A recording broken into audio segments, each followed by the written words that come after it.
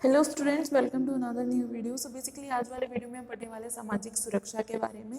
वैसे तो हम बीमा में बहुत कुछ पढ़ चुके हैं, बीमा के प्रकार, बीमा के क्षेत्र के बारे में, बीमा क्यों ज़रूरी है, क्या विशेषताएं होती हैं, बीमाकार कौन होता है, बीमाकृत कौन होता है, ये सब ऑलरेडी हम पढ़ चुके हैं। अब हम पढ़ने वाले हैं सामाजिक सुरक्षा के बारे में।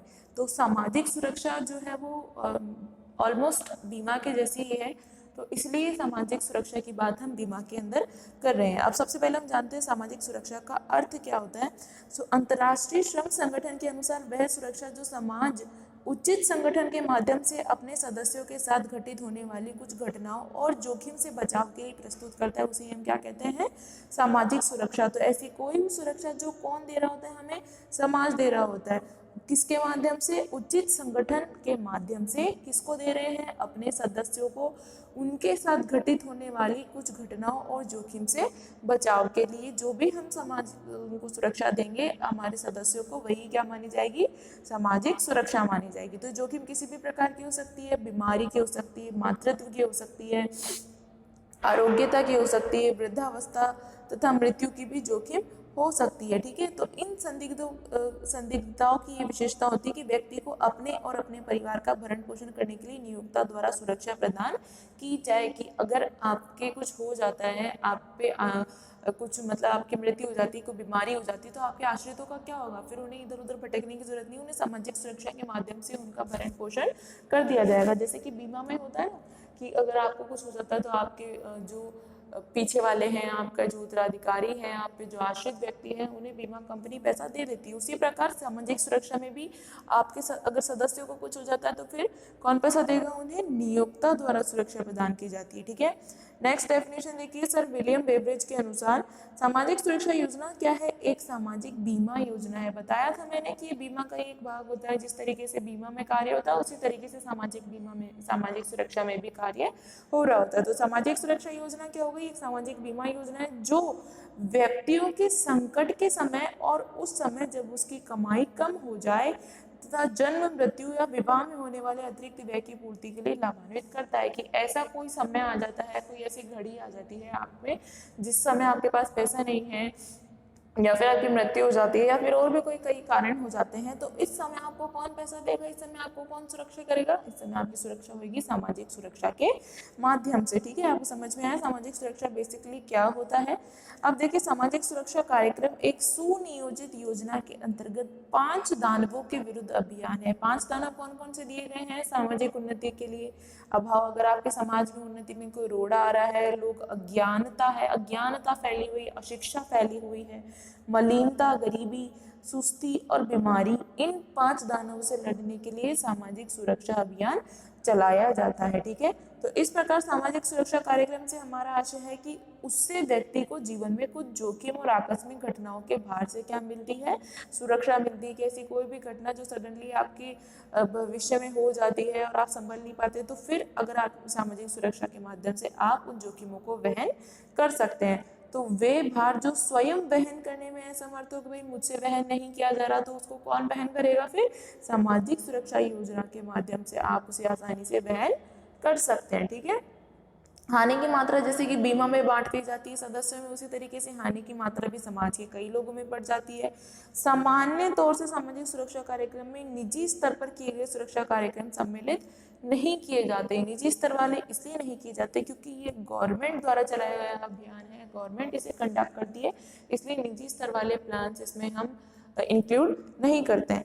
फिर बात आती है अपने सामाजिक, भारत में सामाजिक सुरक्षा संबंधी सुविधाएं देने के लिए अधिनियम बनाए गए हैं। पहला अधिनियम है कर्मचारी प्रोविडेंट फंड, जिसे अपन PF भी कहते हैं, वो कर्मचारी प्रोविडेंट फंड हो गया। ठीक है, फिर आती है कोयला खान भविष्य निधि और विविध उपबंध अधिनियम 1948, श्रमिक क्षतिपूर्ति संशोधित अधिनियम 84। क्षतिपूर्ति वाला ये कि अगर आप किसी कोल माइन में काम कर रहे हैं, कोल माइन मतलब कोयले की खदान में अगर आप काम कर रहे हैं, या फिर किसी और खदान में आप काम कर रहे हैं और आपके साथ फिर कोई घटना घटित हो जाती है, तो उस चीज की क्षतिपूर्ति नियोक्ता द्वारा की जाएगी। फिर आता है प्रसूति लाभ अधिनियम, कोई प्रेग्नेंट लेडी है तो उसको मैटरनिटी लीव दी जाएगी। मैटरनिटी लीव मतलब मातृत्व अवकाश, 3-4 महीने का उसे मातृत्व अवकाश दिया जाएगा, और इस बीच उसकी जो अवकाश का जो पैसा है वो काटा नहीं जाएगा सैलरी में से। ठीक है, फिर आती है राज्य बीमा संशोधन अधिनियम 1984, कर्मचारी भविष्य निधि, है ना, और विविध व्यवस्थाएं अधिनियम भविष्य निधि। फिर आती है वृद्धावस्था पेंशन योजना, अनुग्रह भुगतान संशोधन, मतलब पहले ही आपको रिटायरमेंट ले लेना है, अनुग्रह भुगतान वाला। सामाजिक सुरक्षा सर्टिफिकेट 1982, ये सब तो क्या है, अधिनियम है जो सामाजिक सुरक्षा की सुविधाएं देने के लिए बनाए गए हैं। अब देखो सामाजिक सुरक्षा की क्या क्या विशेषताएं होती है कि ऐसा कार्यक्रम जो समाज में रहने वाले और काम करने वाले लोगों के लिए सुरक्षा प्रदान करता है। तो सामाजिक सुरक्षा क्या हो गया, सामाजिक सुरक्षा कार्यक्रम समाज में रहने वाले और समाज में काम करने वाले व्यक्तियों के लिए।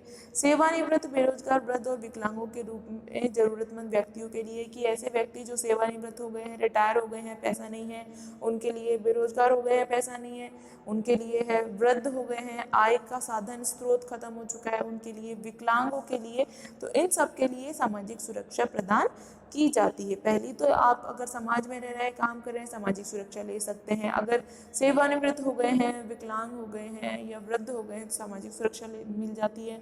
समाज में उपेक्षित लोगों के जीवन स्तर में सुधार में योगदान, उपेक्षित लोगों को मतलब ऐसे लोग जिनको हम अवॉइड कर देते हैं, इग्नोर कर देते हैं, जैसे कि विकलांग होता है कोई व्यक्ति, उसे हम अवॉइड कर देते हैं कि इसे तो जॉब भी नहीं मिल सकती, इसे किसी तरीका का कार्य नहीं कर सकता ये, तो इन लोगों के जीवन स्तर में सुधार करने के लिए सामाजिक सुरक्षा प्रदान की जाती है।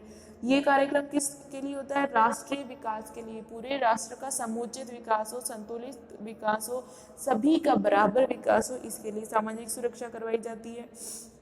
फिर सुविधाएं प्रदान करने में मुख्य भूमिका किसकी होती है, सरकार की, गवर्नमेंट की होती है। गैर सरकारी संगठन मतलब कि एनजीओ, नॉन गवर्नमेंट ऑर्गेनाइजेशन, गैर सरकारी संगठन होते हैं कई, वो भी तो आपको ध्यान होगा, गरीब बच्चे हैं उनको फ्री में कपड़े बांट देते हैं, या फिर उनके लिए कोई बीमा करवा देते हैं, या फिर उनको कोई गंभीर बीमारी है, जैसे कि कई बार कैंसर के बड़े बड़े वो हॉस्पिटल चल रहे होते हैं, फिर वहाँ फ्री में इलाज होता है, तो वो सब गैर सरकारी संगठन और ट्रस्ट करवा रहे होते हैं, ठीक है।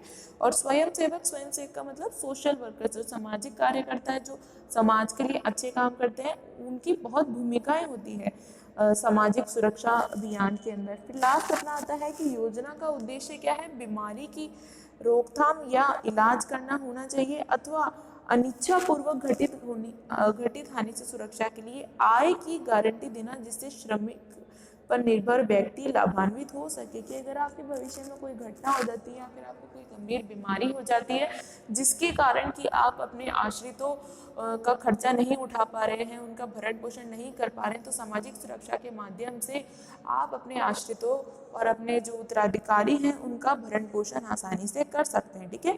तो ये सब बात थी हमारे सामाजिक सुरक्षा के बारे में। आई होप आप सब लोगों को समझ में आ गया होगा बेसिकली सामाजिक सुरक्षा क्या होती है। But still if you guys have any doubts and queries, you can do comment on this video. I will surely try to sort out all your doubts and queries. Till guys, be prepared, be safe.